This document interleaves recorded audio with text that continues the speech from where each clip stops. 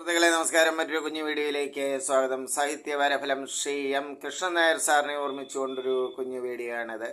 ഞങ്ങളൊക്കെ കോളേജ് പഠനകാലത്ത് 80കളുടെ അവസാനം കോളേജ് ലൈബ്രറിയിൽ നിന്ന് കലാകൗമുദിയിലെ സാറിൻ്റെ സാഹിത്യ വാരഫലം എന്ന പേജ് പതിവായി വായിച്ചിരുന്നു.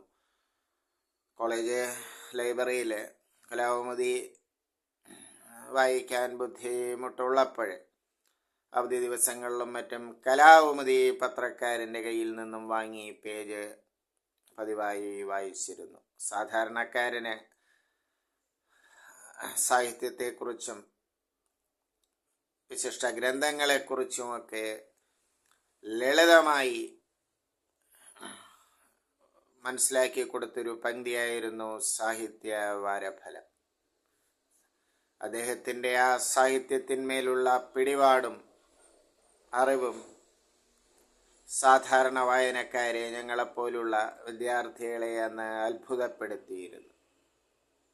അദ്ദേഹത്തെക്കുറിച്ച് അടുത്തിടെ ഒരു FB പോസ്റ്റിലെ ഒരു അനുസ്മരണ കുറിപ്പുണ്ടായിരുന്നു. അതാണ് ഈ വീഡിയോയ്ക്ക് എന്നെ പ്രേരിപ്പിച്ചത്. ധാരാളം വിശിഷ്ട ഗ്രന്ഥങ്ങളെയും മറ്റും അദ്ദേഹം ആ പേജിലൂടെ സാധാരണക്കാർക്ക് പരിചയപ്പെടുത്തുകയുണ്ടായി.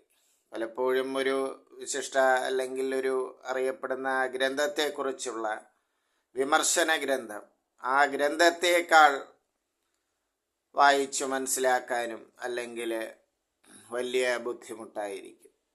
കാരണം വിമർശന ഗ്രന്ഥം വായിച്ച് മനസ്സിലാക്കാൻ മറ്റൊരു പണ്ഡിതൻ്റെ സഹായം പലപ്പോഴും സാധാരണക്കാരനെ തേടേണ്ടി വരും.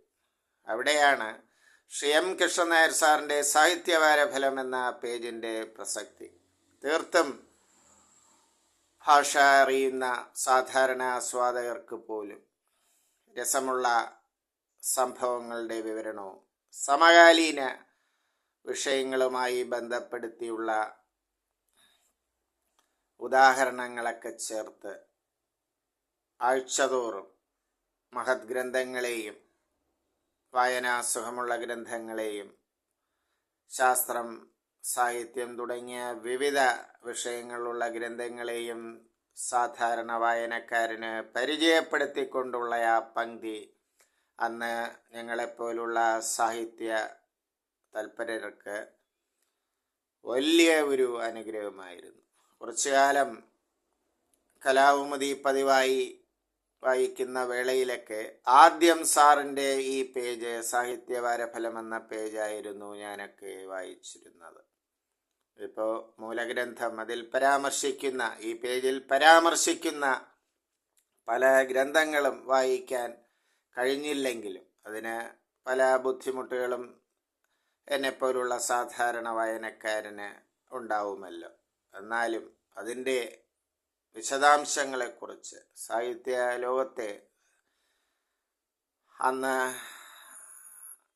നടന്നുകൊണ്ടിരുന്ന വിഷയങ്ങളെക്കുറിച്ചും മറ്റും ലളിതമായി മനോഹരമായി ഈ പങ്ക്തിയിൽ അദ്ദേഹം വിവരിച്ച് പോന്നിരുന്നു. അറിവിൻ്റെ ഒരു ഭണ്ഡാരമായിരുന്നു ശ്രീ എം കൃഷ്ണൻ നായർ സാർ.